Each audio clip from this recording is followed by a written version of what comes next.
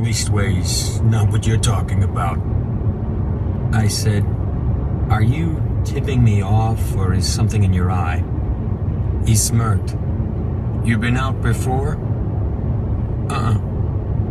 He gave me some more of the smirk, then ambled back to the Thunderbird. "You'll see." Bradley Warren lived in a French Normandy mansion just about the size of Kansas. A large Spanish oak in the center of the motor court put filigreed shadows on the Normandy's steep roof. There was a porch-like overhang at the front of the house, with the front door recessed in a wide alcove. It was a single door, but it was a good 9 feet high and 4 feet wide.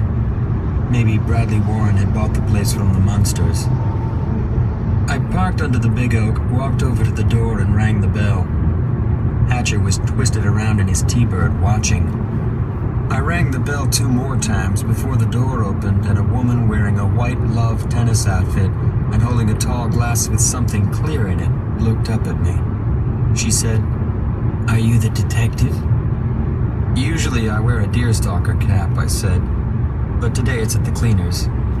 She laughed too loud and put out her hand. "Sheila Warren," she said. "You're a good-looking devil, aren't you?" 20 minutes before noon, and she was drunk.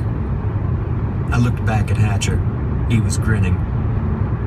Sheila Warren was in her 40s. We walked back through about 6,000 miles of entry and a living room they could rent out as an airplane hangar, and a dining room with seating for Congress. She stayed a step in front of me and swayed as she walked.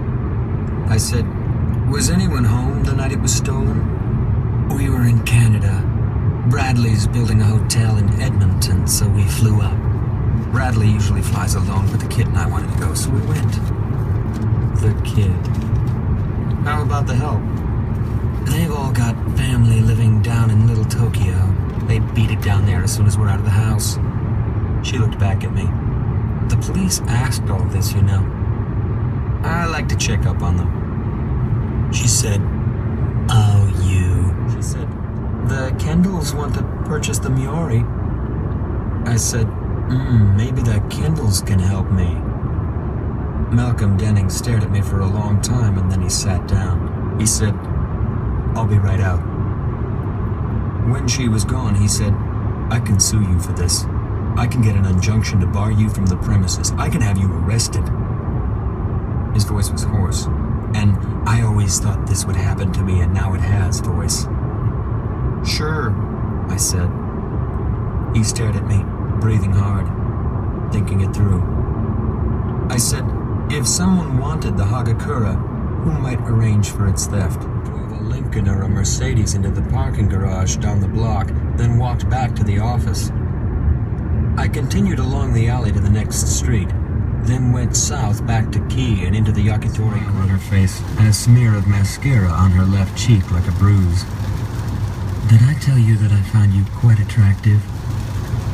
"It was the first thing you said to me." "Well, I do." "Everyone says I look like John Cassavetes."